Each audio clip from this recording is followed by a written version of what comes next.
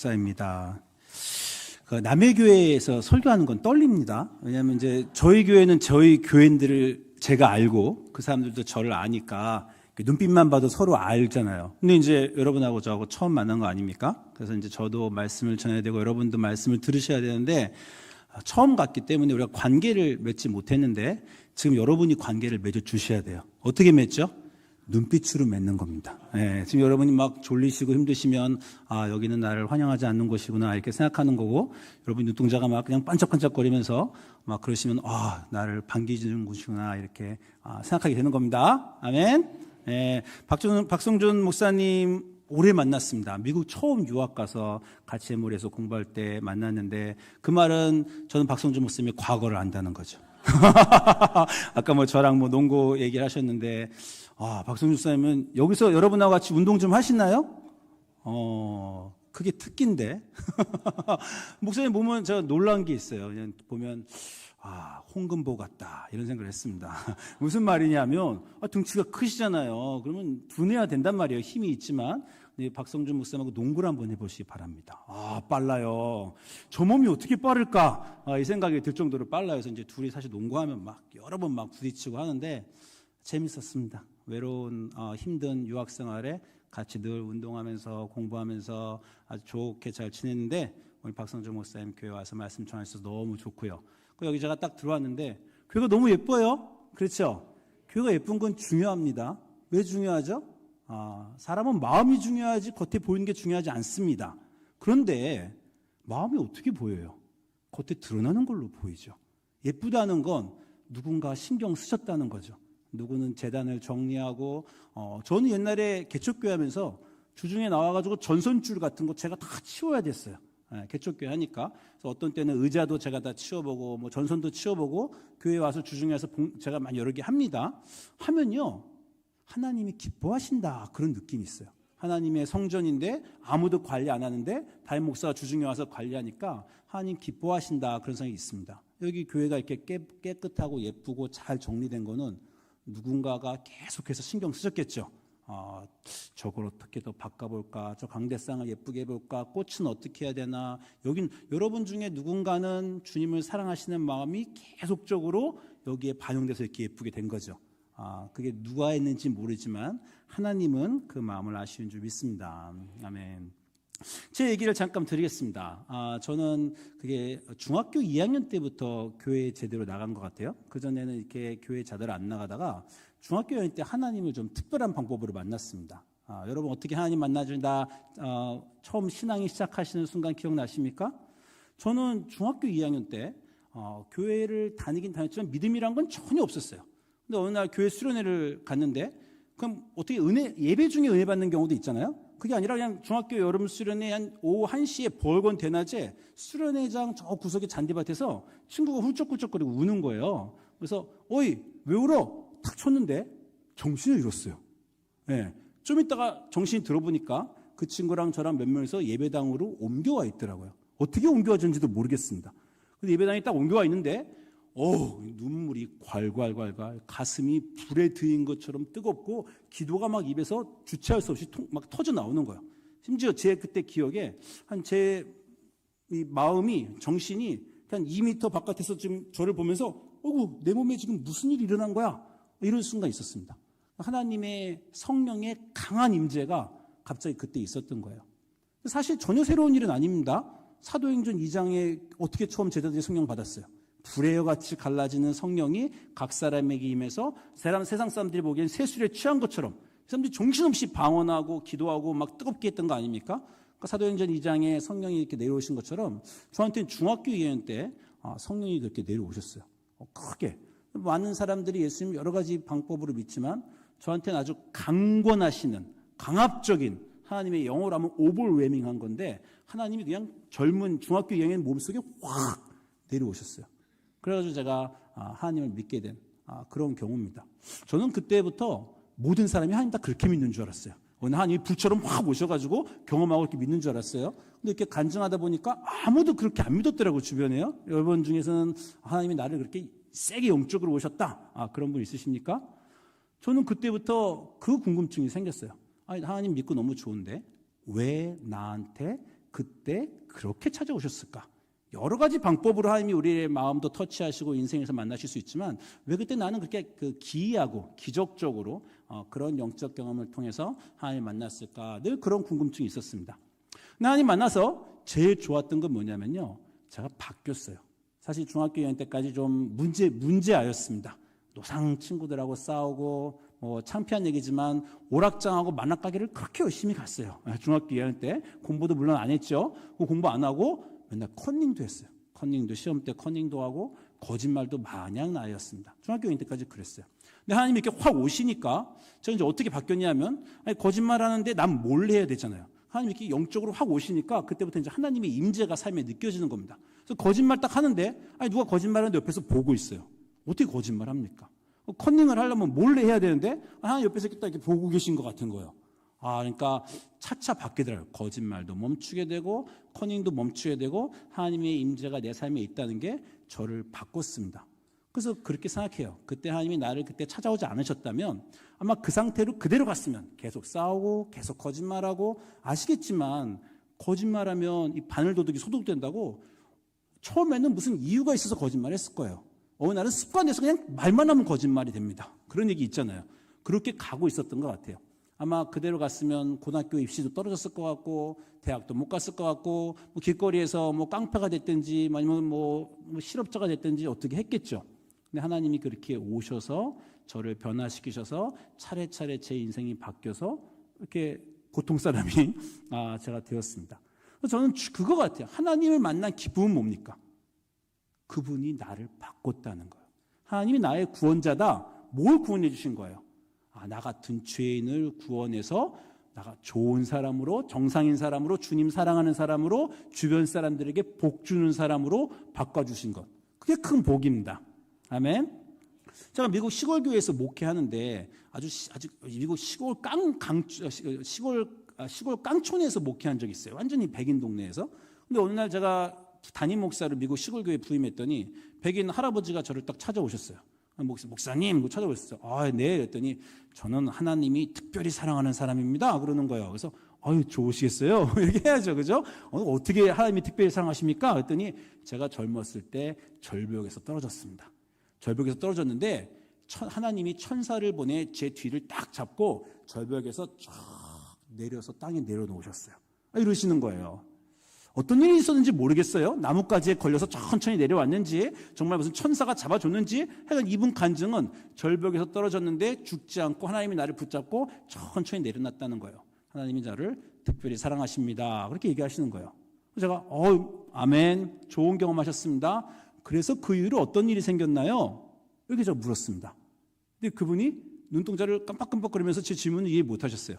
하나님이 그 위험한 순간에서 구해주셨기 때문에 어떤 일이 일어났냐고 했더니 하나님 저를 사랑하신다니까요. 그렇게 얘기하는 거여서 그러니까 하나님이 이렇게 특별히 사랑하셔서 어르신께는 어떤 일이 일어났냐고요.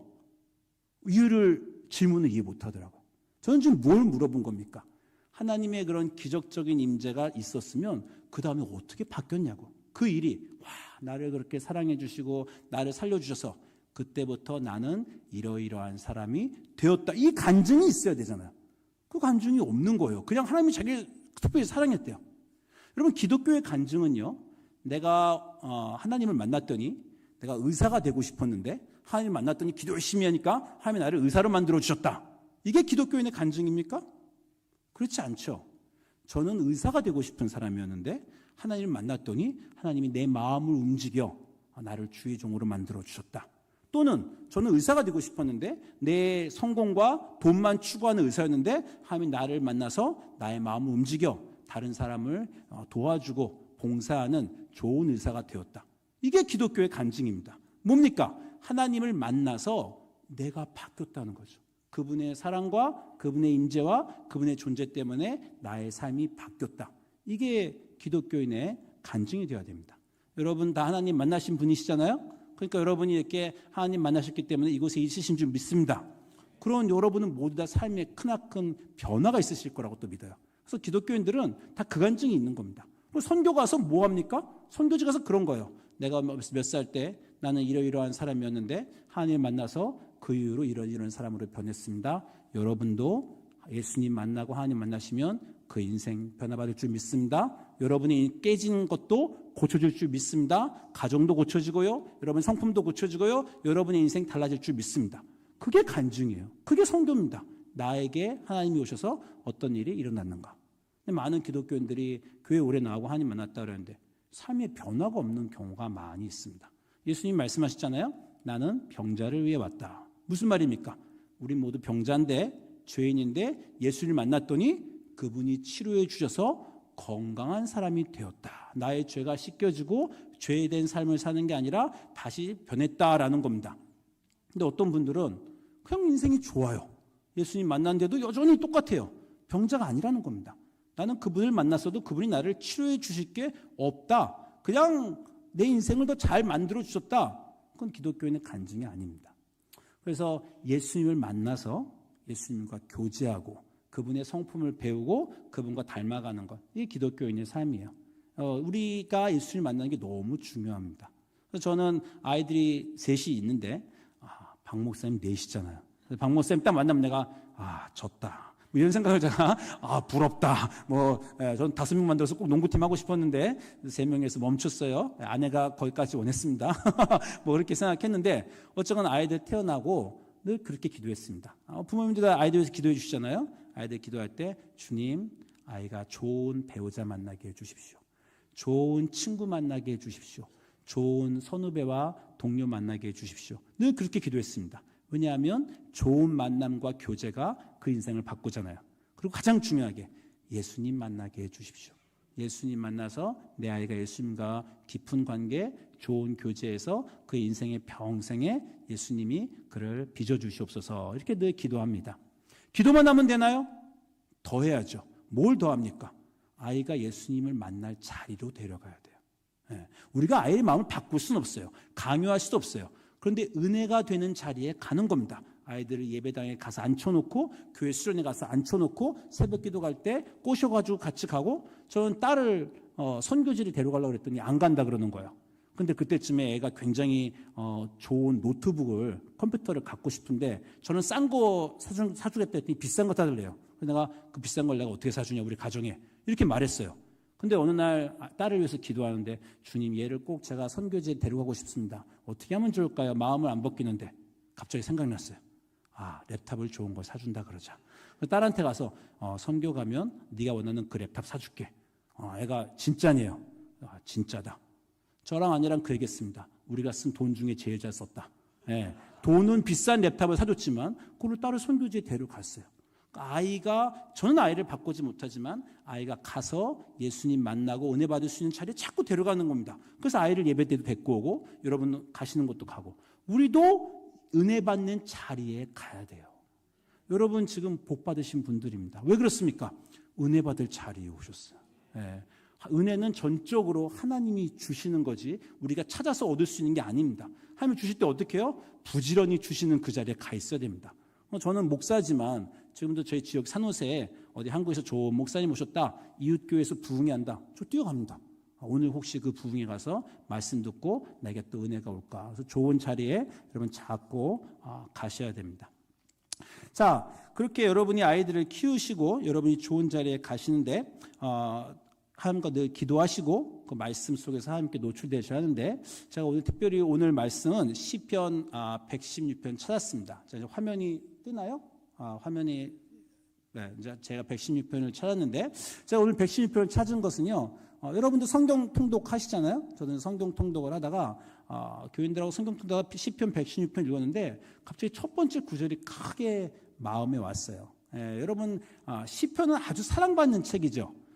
성 베네딕트 수도원에서 수도원들은요 일주일에 한 번씩 시편 전체 150편을 읽었다고 해요. 그리고 지금도 많은 수도원에서 수도사 분들이 일주일은 아니라도 2주나 한 번, 한 달에 한 번 시편을 읽습니다. 성경은 1년 전체 통독하더라도 시편은 다 자주 읽는 특별히 사랑받는 책이에요. 저희 교인들하고 시편 읽는데 자 시편을 116편을 딱 폈는데 어느 날 이렇게 시작하더라고요. 여호와여 내가 여호와께서 내 음성과 내 간구를 들으심으로 내가 그를 사랑하는도다. 여기서요 한국말로는 내가 그를 사랑하는도다 이렇게 나왔지만 영어 성경을 딱 피면요 시작부터 그렇게 해요. I love the Lord. 내가 주를 사랑합니다. 왜냐하면 그분이 내 음성과 간구를 들으심으로. 아니, 성경을 딱 폈는데 첫 번째 구절이 그거예요. 여호와여, 내가 주를 사랑하나이다. 시편은 기도입니다. 여러분의 기도의 시작은 어떤가요? 여러분이 기도를 딱 가라앉으셨는데 주님, 주님을 사랑합니다. 우리 기도가 그렇게 시작하면 얼마나 좋을까요? 그죠? 보통은 주님 도와주시옵소서 이렇게 우리는 시작을 하는데 처음 기도할 때 주님, 내가 주님을 사랑합니다. 이걸로 시작했으면 너무 좋을 것 같아요. 그렇죠? 여러분 예수님 사랑하십니까? 아멘. 왜 사랑하십니까? 여러분 조금 더 당황하세요. 사랑하신다고 하면 무조건 사랑하는데 왜 사랑하십니까? 오늘 시편 9절은 자기가 왜 여호와를 사랑하는지 분명히 시편 기자가 말하고 있어요.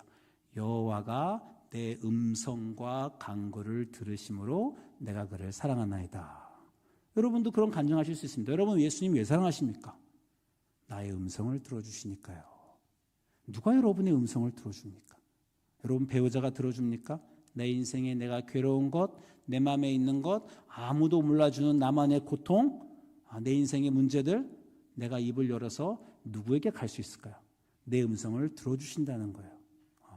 듣는다와 말하는 건 굉장히 다릅니다. 우리는 보통 말하는 사람이에요. 말한다는 건 어떤 거예요? 나의 영향력을 그 사람에게 주겠다는 거예요. 내 말로 그 사람이 듣고 변화라는 거예요. 듣는다는 건 어떤 겁니까? 상대방의 말을 듣고 내가 변하겠다는 겁니다. 제가 여기도 그렇지만 젊은 부부들 이렇게 결혼하면 상담을 많이 하는데 젊은 부부들이 가장 싸울 때 잘하는 말이 뭔지 아세요? 당신은 내 말을 안 들어. 이 말을 합니다. 영어로 You're not listening to me. 제일 많이 하는 거예요. 그럼 상대방은 뭐라고 반응할까요? 아니 내가 당신 말을 언제 안 들었다 그래? 그 사람은 안 들은 겁니다. 네, 그 사람은 못 들은 거예요. 상대방이 자기의 괴로움을 말할 때 여보 집안일 좀 도와줘. 여보 나 애 키울 때 이게 힘들어. 여보 나는 이래 라고 말했는데 응 그래 듣고 그 말이 나갔어요. 자기가 바뀌지 않은 겁니다. 그 말을 듣는다는 건 그 사람에게 주의를 집중한다는 거예요. 그 주의를 집중하기 위해서는요 그 사람을 존중해야 됩니다. 존중해야 그 말을 들을 수가 있어요. 그래서 그 말을 주의 깊게 듣고 집중하고 존중하면 그 사람의 말을 듣고 내가 변하는 겁니다. 여러분이 만약에 목사님 말을 존중하세요. 여러분도 여러분 생각이 있고 목사님도 목사님 생각이 있습니다. 둘이 생각이 다를 수 있어요. 그건 괜찮습니다. 사람은 경험과 생각이 다 생각이 달라요. 근데 여러분이 목사님에게 뭘 물어봤는데 목사님 이렇게 말했어요. 이렇게 반응하셔야죠. 나랑 생각이 다르네. 그런데 목사님이 저렇게 생각하셨으면 이유가 있겠지. 그분이 기도하고 그분이 말씀을 상고하고 그분이 하나님과 씨름하는 과정에 그렇게 생각하면 뭔가 이유가 있겠지. 이렇게 반응을 하신다는 건요. 여러분이 그 목사님을 존중하신다는 거예요. 그렇잖아요. 내가 존경하는 어떤 분이 나와 생각이 달라. 그러면 왜 나랑 생각이 다르지가 아니라 저분은 왜 저렇게 생각하실까? 저분이 저렇게 생각하시면 뭔가 나는 이해할 수 없지만 이유가 있는 것이 아닐까. 그렇게 보게 되는 거 아닙니까? 그게 존중하는 거예요. 제 딸과 저도 이제 아이들이 다 대학원 가고 대학 갔지만 딸 키우면서 상당히 고생 많이 하는데 제일 고생 많이 하는 게 저희 세대는요. 애들이 전화기를 갖고 있는 세대가 됐어요. 우리는 전화기가 없었잖아요. 근데 아이들은 이 아이폰이라는 전화기가 있었잖아요. 그래서 아이가 늘 폰 보고 게임하고 소셜 미디어하고 너무 그러는 거예요. 그래서 아이들 키우면서 늘 갈등했습니다. 야, 그만해라, 공부해라. 부모는 그렇게 해야 됩니다. 근데 아이는 간섭이라고 생각하고 막 싸우잖아요. 그래서 아이 키우면서 굉장히 많이 갈등을 했는데 어느 날 우리 딸이 소파에 이렇게 누워서 폰을 막 하면서 깨개거리고 웃고 있는 거예요. 분통이 터지죠. 달려가서 폰 좀 그만해! 폰 갖다 버린다! 뭐 이렇게도 할 수 있고 공부 좀 해라! 이렇게 할 수 있는 거예요. 근데 갑자기 아이가 폰을 막 보고 있는 거를 저 한참 보다가 쟤는 왜 저렇게 폰을 할까? 쟤도 좋은 대학에 가고 싶을 텐데 쟤도 공부 잘하고 싶을 텐데 왜 저 폰을 손에서 못 놓을까? 이런 생각이 들었어요. 아이가 그렇게 한 행동을 제가 그전엔 나무라다가 존중하기 시작했습니다. 내 딸도 생각이 있고 자기 인생에 대한 의지가 있을 텐데 왜 저렇게 할까? 왜 그럴까요? 아까 제가 답을 드렸는데 그 아빠가 어떤 사람이었어요? 만화책과 오락장을 전전하던 그런 사람이었어요. 내 딸이잖아요. 그래서 제가 아이한테 가서 말했습니다. 야, 슬기야. 너가 그렇게 폰을 많이 하고 중독됐는데 사실은 아빠 잘못이다. 이렇게 말했는데 갑자기 얘가 이렇게 하다가 저를 딱 보면서 눈동자가 커졌어요. 그 전까지 늘 싸웠습니다. 폰 하지 마. 그럼 아빠는 왜 그렇게 말 많이 하다가 아빠가 어떻게 접근했어요? 미안하다. 네 잘못이 아니다. 아빠가 어렸을 때 그걸 너무 많이 했는데 그 중독이 아빠 DNA에 유전자에 있다가 너한테 갔구나. 야, 미안하다. 너가 폰을 많이 보는 건 네 잘못이 아니라 그걸 그렇게 살아서 준 아빠 잘못이다. 이렇게 말하고 그다음에 한 가지 더 하는 거죠. 그런데 아빠는 그 폰 때문에 인생을 많이 만화책과 게임 때문에 낭비해서 아빠 인생에 후회가 많았다. 너도 그렇게 할 필요는 없어. 너는 나아질 수 있어. 너는 아빠보다 더 나은 애가 될 수 있어. 그때부터 한참 10대 때 저랑 싸우던 딸이 그때부터 변했습니다. 그래도 폰은 계속해요. 폰을 막 하잖아요. 그럼 내가 야, 폰 좀 그만해. 그럼 딸이 보면서 이거 아빠가 나한테 줘서 그런 거야. 내가 잘못한 게 아니야. 이렇게 말하잖아요. 집에 웃음이 생겼어요.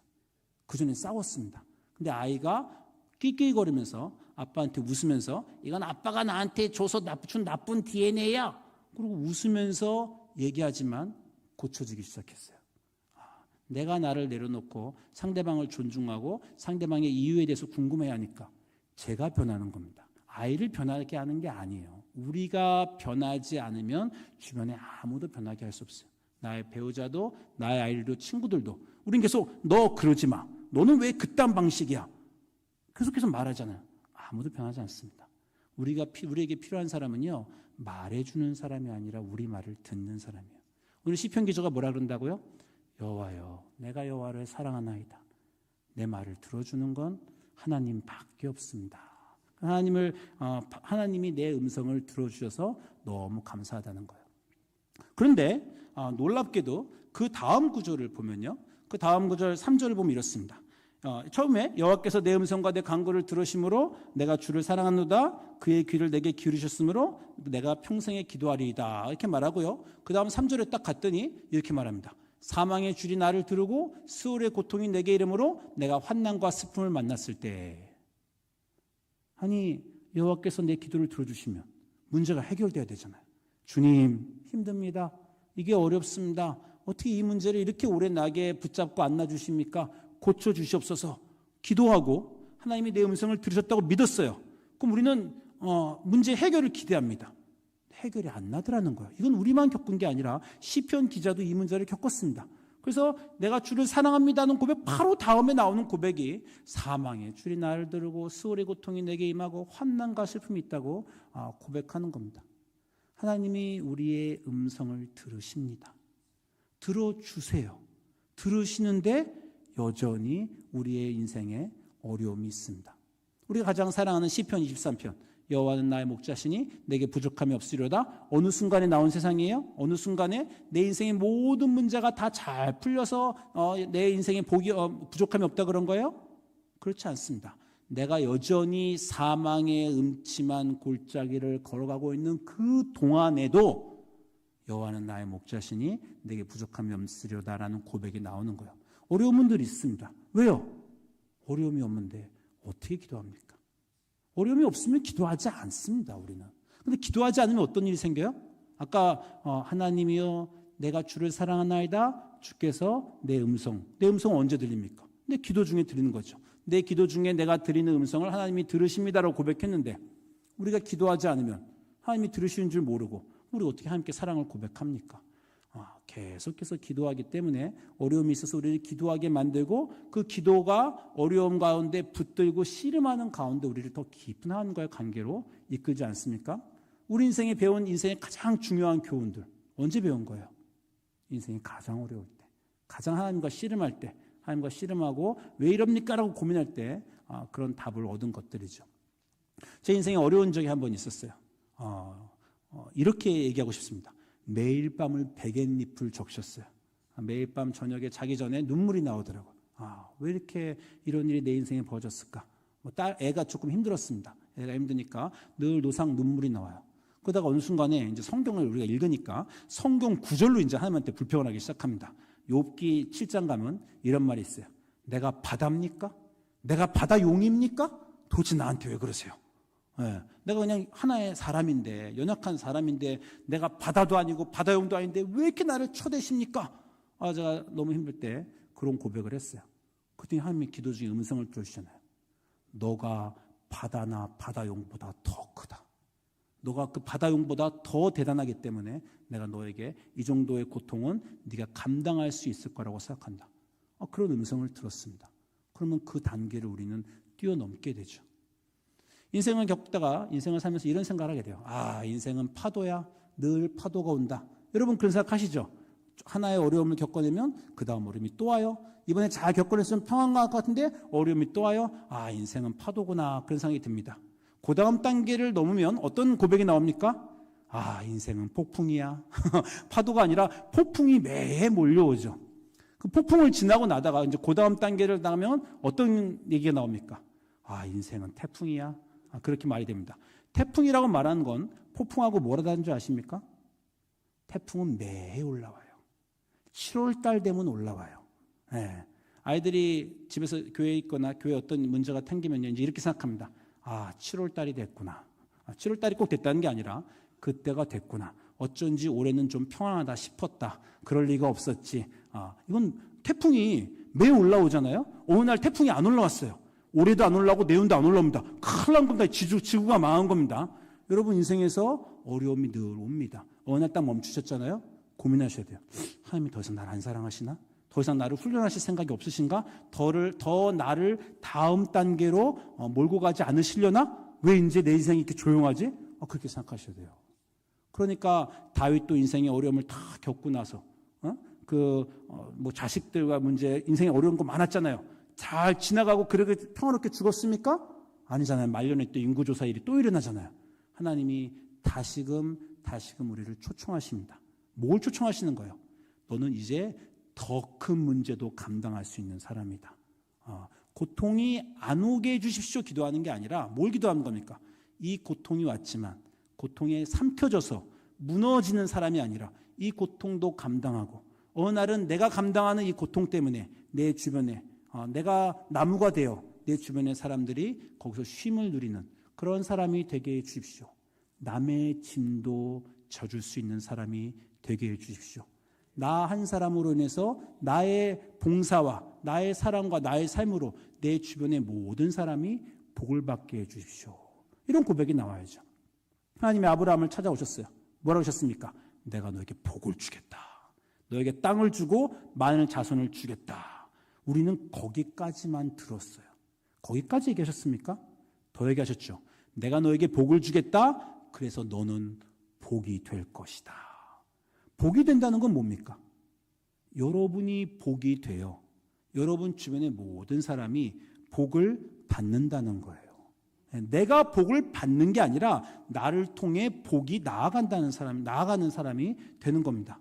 여러분 때문에 여러분의 어머님이, 여러분의 아버님이 내 아들 내 딸 때문에 참 내가 복 받았다.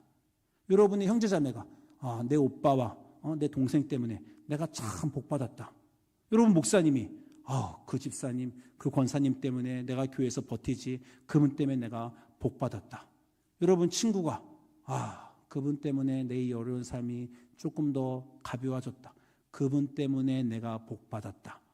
이 말이 나와야 됩니다. 그래야 여러분이 복이 되시는 거예요. 그거 어떻게 될까요? 많은 어려움을 겪으셔야 됩니다. 어려움 가운데 남을 이해하는 방법, 긍휼히 여기는 방법. 그래서 어려움을 당한 다른 사람에게 그 말을 해줄 수 있는 그런 사람이 되는 겁니다. 그 다음 구절 가면 이렇게 말해요. 3절에 사망의 나를 두르고 수월의 고통이 수월의 고통이 내게 이름으로 환난과 슬픔을 만났다라고 말했잖아요. 근데 4절은 어떻게 되냐면 여호와는 은혜로우시며 의로우시며 우리 하나님은 긍휼이 많으시도다. 어떻게 된 겁니까? 고난 중에 하나님을 알게 됐어요. 고난 중에 하나님이 어떤 분인지 이해하게 됐어요. 그 전까지의 고백은 그냥 하나님 좋으시다 이거밖에 안 되는데 내가 사망과 수월과 환난과 슬픔을 지나고 그 하나님께 매달리고 하나님 왜 해결해 주지 않으십니까? 하나님 언제까지 침묵하시겠습니까? 하나님 도대체 저를 어떻게 하실 작정이십니까? 이게 붙들고 씨름하다 보니까 거기까지 생각하셨구나. 그런 뜻이 있으셨구나. 내 인생에 그런 깊은 뜻이 있으셨구나 발견하면서 진정 하나님이 어떤 분이신가 그런 고백이 나오게 되는 것입니다. 그리고 그런 고백이 나오다 보면요, 이제 어떤 순간까지 가냐면 고통을 통해서 하나님이 누구신지 알게 되고요, 그리고 자기가 누군지 알게 됩니다. 그래서 이 구절에 사실은 제가 이 시편 116편을 고른 이유는요, 첫 번째 시작이 여호와여 내가 주를 사랑합니다가 너무 좋았지만요, 저한테는 이 16절이 특별히 제 가슴에 와 닿았습니다. 16절 그 다음 절 가면 16절 이렇게 말씀하세요. 여호와여 나는 진실로 주의 종이요 주의 여종의 아들 곧 주의 종이라 주께서 나의 결박을 푸셨나이다. 이게 제 인생 성경 구절이 됐습니다. 그래서 제가 부족하지만 작년에 10월 달에 책을 하나 냈어요. 이 책이 이제 낯선 하나님이라는 책입니다. 목사님들이 오시면 딱 물어봐요. 유 목사, 한마디로 해봐. 낯선 하나님은 무슨 하나님인가? 이렇게 딱 말씀을 하면, 책을 읽지 좀. 한마디로 그냥 날로 드시려고 그래요. 예. 그럼 또 설명을 또 해드려야 됩니다. 그래서 제가 설명을 이렇게 했어요. 우리가 아는 익숙한 하나님은 기도하면 복 주시고 잘해주시는 하나님.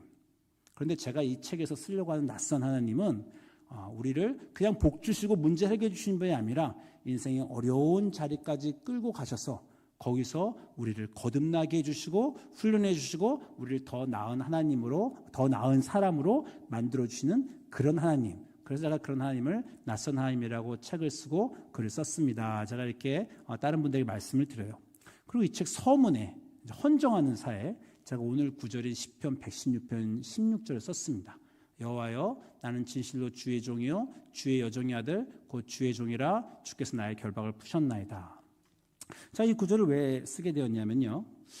2년 전에 이제 저는 미국에 사는데 한국에서 이제 선교를 갔다가 급하게 연락을 받았어요. 아버님이 넘어지셔서 고관절이 부러지시고 어머님의 치매가 심해지시고 폐렴에 걸리셔서 이제 더 이상 거동이 불편하시고 요양원에 들어가셔야 된다. 이렇게 연락을 받고 급히 2년 전에 한국에 귀국을 했습니다. 그래서 어머님을 요양원에 넣으면서 어머님을 요양원에 넣고 나오는데 눈물이 펑 쏟아지더라고요. 왜냐하면 평생 사시던 집에서 요양원으로 옮겨드렸잖아요. 이제 알고 있습니다. 다시는 거기서 나오실 수 없어요. 다시는 당신 집으로 돌아가 사실 수 없습니다. 내 어머니를 내가 모시지 못하고 요양원에 모셔드리면서 버스를 타는데 눈물이 펑펑펑 나오더라고요. 그래서 그냥 그때부터 인생 주제가 불효자는 옵니다. 그게 됐어요. 그때 미국에서 돌아올 걸. 미국에 25년 전, 28년 전에 도미에서 어떻게 하다 보니까 애들을 낳고 어떻게 키우게 돼서 부모님과 떨어져 살았는데 진작 돌아올 걸 이런 생각을 하면서 많은 이제 후회가 좀 인생에 있었습니다. 근데 어머니를 요양원에 모시니까 이제 어머님 짐을 정리해야 됩니다. 그래서 어머님 짐을 다 버리는 거죠. 다 버리고 정리하는데 우리 어머님은 일기의 여왕이셨어요. 한평생 몰랐습니다. 일기장이 이만큼이 나왔어요. 몇십 권의 일기장이 나온 거예요. 어머님은 평생 저희도 몰랐지만 일기를 쓰셨더라고요. 일기는 남이 보면 됩니까? 안 됩니까? 안 되죠. 근데 어머님이 치매에 걸리셔서 아무것도 모르십니다. 그리고 저는 이거를 처분해야 되는 입장에 생겼어요. 그래서 읽게 되었습니다. 어머님의 일기를 읽으니까 좋더라고요. 여러분도 일기 쓰시면 좋을 것 같아요. 내가 중학교 3학년 때, 내가 대학교 1학년 때 나는 어떻게 지냈는데 그때 어머님은 그때 우리 아들이 오늘 어떠한 거 친구들하고 어떤 걸 다 쓰셨잖아요. 내 인생의 어떤 과거의 일을 내 기억이 아니라 어머니의 시각으로 볼 수 있는 기쁨이 생겼습니다. 근데 어머니의 그 일기장에 어떤 한 가지 사건이 있었는데 아버지의 사업에 대한 얘기가 있었어요. 저희 아버님은 좀 기이하신 분으로 사업을 여러 번 말아드셨습니다. 사업을 여러 번 뱅크럽시를 팔아주셨어요. 아니 사업 한 번 망하면 집에 빚이 몇 천만 원 몇 억이 생겨요. 그걸 인생에 여러 번 하셨어요. 굉장하신 분입니다. 그때마다 어머님이 필사적으로 그 빚을 갚으셨고 저희 가족은 그래서 늘 어려웠어요. 근데 그 아버님 사업 얘기가 한 번 있더라고요. 어머님이 이제 아버님이 사업을 하시는데 함께 기도를 하셨을 거 아니에요. 하나님 이번에는 내 남편의 사업이 잘 되게 도와주십시오. 이렇게 기도하는데 하나님의 음성을 기도 중에 들으셨어요. 근데 어머님 일기장에 이게 써 있는 내용입니다. 하나님 일기장에서 어머님께 이렇게 대답하셨어요. 너는 네 스스로 네 남편을 도와주지 않으면서 나보고 네 남편을 도와주라고 하냐. 기도 중에 이런 음성을 받으셨다는 겁니다. 어머님은 왜 남편을 안 도와주셨을까요? 이미 여러 번 실패하셨으니까. 우리 아버님 습관적으로 사업을 실패하셨으니까 어머님이 이제 처음엔 막 도왔다가 두려우니까 안 도와주신 겁니다. 근데 하나님이 도와주라고 하셨잖아요. 그래서 어머님이 그 말에 순종하기로 했습니다. 여러분, 순종하고 동의는 다릅니다. 동의는 뭐냐면요, 하나님이 하신 말씀이 나한테 그럴듯하게 들려요. 하나님이 아브라함에게 본토 친척 아베 집을 떠나서 저 땅으로 가라. 거기서 내가 너를 크게 하고 복을 주겠다. 그때 아브라함이 그 땅을 간 건요, 사실 순종이 아닙니다. 동의한 거예요. 하나님의 제안이, 하나님의 명령이 그럴듯하게 들렸어요. 좀 어렵지만 본토 친척 아베 집을 떠나면 복을 주겠다니까 오케이 해보겠습니다. 그리고 하나님께 동의한 거예요. 아직까지 아브라함은 순종을 한 게 아닙니다. 언제 아브라함이 순종을 했을까요? 네 아들을 잡아라. 말이 안 되잖아요. 거기엔 어떤 미래도 약속도 심지어 이걸 하나님답지 않은데, 하나님은 인신제사를 싫어하시는 분인데 어떻게 하나님답지 않은 말을 하나님이 할까? 도대체 거기에 동의할 수 있는 아무 근거가 없어요. 그런데 하나님이 하셨다는 이유만으로 그렇게 하겠습니다. 그게 순종이에요. 그때 아브라함은 처음 순종을 한 겁니다. 저 어머님도 순종하기로 결정하셨어요. 정말 그 하나님의 음성을 들으실 이유가 아무것도 없는데 어머님이 순종하기로 하셨어요. 그래서 어머님이 돈을 꾸기 시작하셨습니다. 외할머니한테도 꾸시고 외삼촌한테도 꾸시고 주변 일가 친척한테 돈을 다 꿔서 남편 사업을 도와주셨어요. 이게 어머님 일기장에 써 있습니다. 2년 전에 제가 그 일기를 보면서 이렇게 말했어요. 엄마, 그건 하나님 음성이 아니야. 엄마가 만들어낸 거지. 엄마가 듣고 싶은 대로 들은 거야. 그건 하나님 음성이 아니지. 분별력, 영적 분별력이 있어야 돼요. 저 이렇게 나 혼자 제가 말한 거예요. 왜냐하면 그 사건을 저도 기억해요. 아버님이 말하듯이 사업 중에 제일 컸습니다. 집이 망하고요. 빚쟁이들이 찾아고요. 가압류가 붙고요. 쫓겨났어요. 제가 그때 일을 기억하기 때문에 그때 이제 빚이 눈덩이처럼 커졌습니다. 아버지 사업에. 그래서 제가 엄마 그건 아니잖아. 이렇게 제가 어머님한테 말씀을 이렇게 혼자서 드리고 있었어요. 근데 그렇게 드리다가 갑자기 제가 흠칫 놀랐습니다. 날짜를 봤어요. 그 일기장에 어머님도 고민이 심하셨습니다. 하나님 주님의 말씀에 순종해서 이렇게 열심히 남편을 도우라고 해서 제가 모든 할 수 있는 것들을 다 도왔는데 왜 사업이 안 되고 점점점 망가지고 전 어떻게 됩니까? 이 빚을 어떻게 됩니까? 이 어머니의 고민이 거기에 그대로 녹아 있더라고요. 근데 그 날짜를 딱 봤어요. 언제였을까요? 제가 중학교 2학년 성령 받기 직전입니다. 그러니까 하나님이 어머님에게 만약에 옵션을 주셨다면, 야, 네가 나에게 순종했으니 내가 네 기도에 응답하겠다. 네 남편 사업을 도와주랴. 네 아들을 살려주랴. 그때 저는 인생의 바닥으로 치닫고 있던 중이었습니다. 만약에 이렇게 물어보셨으면, 하나님이 말씀하셨으면 우리 어머니 뭐라고 대답하셨을까요? 아들을 살려달라고 했겠죠. 하나님은 어머님이 기도한 것, 내 남편의 사업이 잘 되게 해주십시오는 들어주지 않으셨어요. 대신 뭘 하셨습니까? 아들을 구해줬죠. 그래서 아까 말한 대로 강권하시는 성령의 임재가 그 어머님에게, 그 아들에게 있었습니다. 그래서 저희 어머님 모습이세요. 저희 어머님이 사실은 20대 때 이미 1960년대에 미국의 평화봉사단으로 가신 만큼 영어가 이미 그 당시에 영어를 하시는 그런 분이셨어요. 그래서 미국에 갔다 오시고 다 하셨는데 아버님의 이 모든 사업 때문에 인생이 아주 힘드셨죠. 제가 이 글을 딱 보면서, 일기장을 보면서 어떤 생각을 했을까요? 그 전까지는요, 전 제가 똑똑해서 목사가 된 줄 알았어요. 하나님이 저를 특별히 사랑해서 나를 목사로 만들어 주셨구나 이렇게 생각했어요. 그런데 이 어머님의 기도를 읽고 제가 뭘 알게 됐습니까? 내 어머니가 주의 여종이었구나. 내 어머니가 주님께 순종한 그 여종이었구나. 내 어머니가 주님의 여종이라 그 여종의 아들인 내가 주의 종이 되었구나. 그래서 제가 어머님을 바로 뛰어갔습니다. 어머님, 사실은 제가 목사가 된 게 어머님이 그때 기도하신 것 때문이에요. 라고 말했지만 저희 어머님은 들으실 수 없어요. 치매가 이미 너무 진전되셨습니다. 아들도 못 알아보세요. 어머님은 40년 전에 함께 기도를 했어요. 하나님은 그 기도를 들어주셨는데 어머님은 그 응답을 못 들으셨어요. 평생 궁금해하셨습니다. 그리고 그의 인생이 들으실 수 없는 지경까지 갔어요. 어떤 기도는요, 시간이 걸리면 하나님이 응답해 주십니다. 어떤 기도는 바로 응답해 주세요. 주님 사랑합니다. 감사합니다. 기도 응답해 주셔서. 어떤 기도는 오랫동안 응답이 안 와서 하나님 그때 그 기도 왜 안 들어주셨습니까? 붙들고 있을 수가 있어요. 그러다가 세월이 지나가서 10년, 20년 후에 그 응답을 보고 그렇게 계획하셨구나. 감사합니다. 그런 순간도 있어요. 어떤 기도는 우리가 죽을 때까지 들리지 않습니다. 그러나 우리가 듣지 못했다고 해서 하나님이 안 들으신 건 아닙니다. 반드시 하나님은 우리의 음성을 들으시는 분이에요. 우리의 기도를 들으시는 분이에요. 우리의 기도가 단 하나도 땅에 떨어지지 않는다는 것, 여러분이 잘 믿고 계신 거 아닙니까?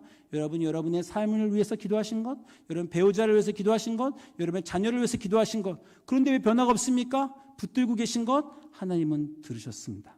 그리고 하나님은 일하고 계십니다. 우리가 단지 그걸 보지 못할 뿐이에요. 저희 어머님은 끝내 못 들으셨어요. 그렇지만 저는 제가 들었고 제 아이들에게 얘기해줬습니다.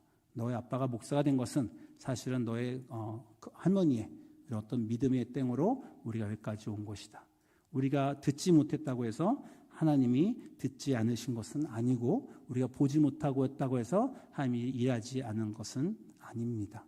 여러분의 평생에 하나님 앞에서 하는 그 모든 기도가 하나님이 반드시 여러분의 기도의 음성을 들으시는 줄 믿고 마음에 감사하며 또 하나님과 씨름하며 그 인생을 매일매일 걸어갈 때 어느 순간에는 하나님과 더 깊은 관계로 들어가게 되시고 어느 순간에는 우리는 그것을 보지 못했지만 우리의 아이들과 어떤 그 다음 세대가 그 기도의 열매로 가지고 그들의 삶을 또한 이어가고 또한 그것이 우리에게 간증이 되고 우리의 기쁨이 되고 또 보지 못하도 믿음이 되어 여전히 주가 내 음성을 들으심으로 내가 주를 사랑하나이다. 이 고백하며 사시는 여러분 되시기를 소망합니다. 기도하겠습니다. 주님 감사합니다. 우리에게